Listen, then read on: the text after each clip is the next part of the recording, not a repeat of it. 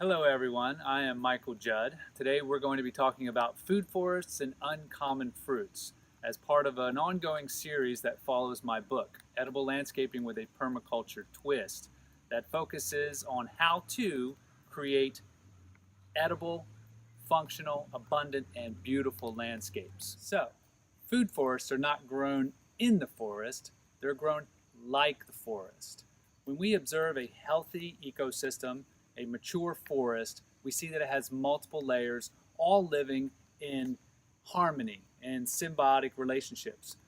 We have the overstory, the tall trees, your nut trees and your mash trees. We have our mid-story trees. We have our small trees. We have shrub layers. We have herbaceous ground cover. We have vines running through it. We have a very successful system there that is photosynthesizing and using the most abundant energy source we have, the sun. So how do we observe that pattern and then design with it? That is the essence of creating a food forest. Now, a food forest does not need to be a large area. It can be a 10-foot by 10-foot area in your backyard.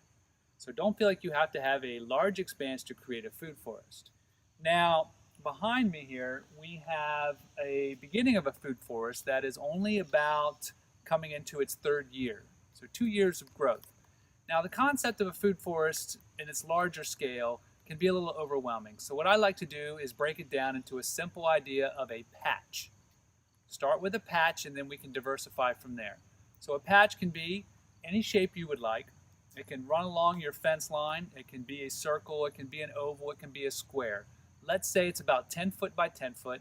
And in this patch is going to be your main producer. Whether that's a fruit tree or a nut tree or medicinal, the focus of what you really want to harvest from the space will be the center of that patch. So let's say we're going to start with an Asian persimmon, right? A beautiful small tree, very abundant, very productive, very easy to care for, and very aesthetic.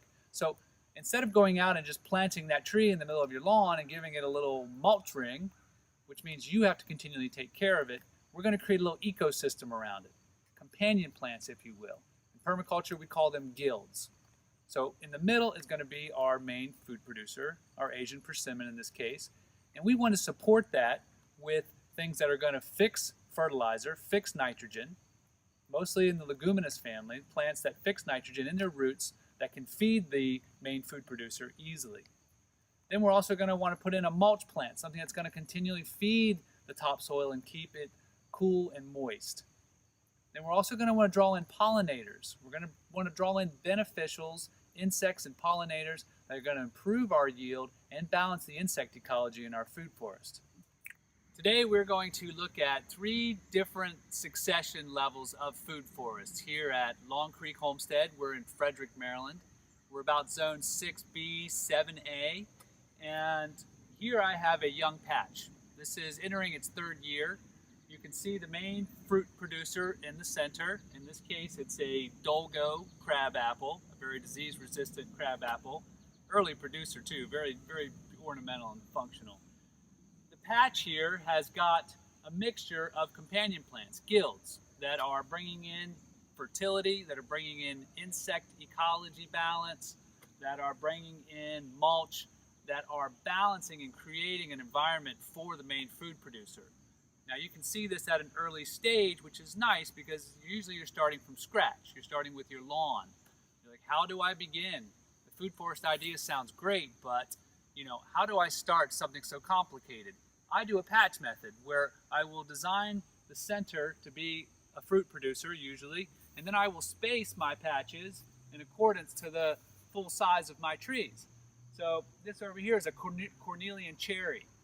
This is a fruiting dogwood. Both of these trees are small size, maybe 12, 15 feet, so I know that I can space them about 15, 20 feet apart. And that's how I decide where do I place my patches. Again, I put my companions around each patch. In the background here, you can see another patch, and again, about 15, 20 feet with another main fruit producer in the center. So here you get the concept of beginning the larger idea of a food forest just by simply doing patches with companions. Over time, you can begin to expand these areas and diversify your plantings, and you can build up those layers and the functional use of the space. So here we have a young food forest going into its 4th year. You can still see the outlines of the patches and the spacing. You can also see the beginning of extending the patches and beginning to grow a diversity of things in between each main food or fruit producer.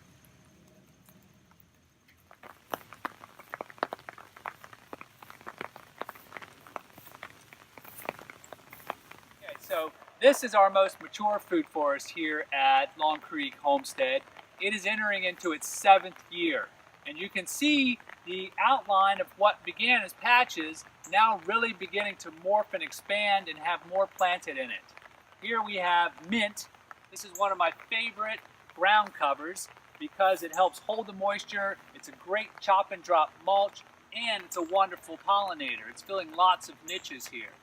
I also have horseradish over there. We've got comfrey, Egyptian walking onion, in close to the planted fruit tree in there. We've got Siberian pea shrub and lead plant for nitrogen fixers. We've got gumi now reaching in on the side there. It's another nitrogen fixer. Also taking advantage of that open little bit of sun there. Behind here you can see where the other patches are beginning to blend together. We've got a young pawpaw, a black currant, that's fuki. That's a Japanese vegetable, great chop and drop. We've got some other lead plant in there, again mint. Over here we've got the medlar tree, this really funky medieval fruit tree that you harvest almost in the wintertime. Again, really nice ground cover here, a diversity of species. Back here we've got a jujube tree. This is a flying, not a flying dragon, this is a contorted jujube dragon tree. I love it. Very good fruit and very ornamental. Again, you know, with the companions, it's got wormwood next to it, great medicinal. It's got comfrey, nitrogen fixer. It's got gooseberries on the far side. I mean, there's just so much happening in this little space, and it's almost no care. I almost do no maintenance on this entire food forest now, and probably about year 5, it really has begun to function for itself, where I just come out here basically and harvest and take cuttings and propagate and enjoy being in this space. It's really a wonder. This food forest concept really does work.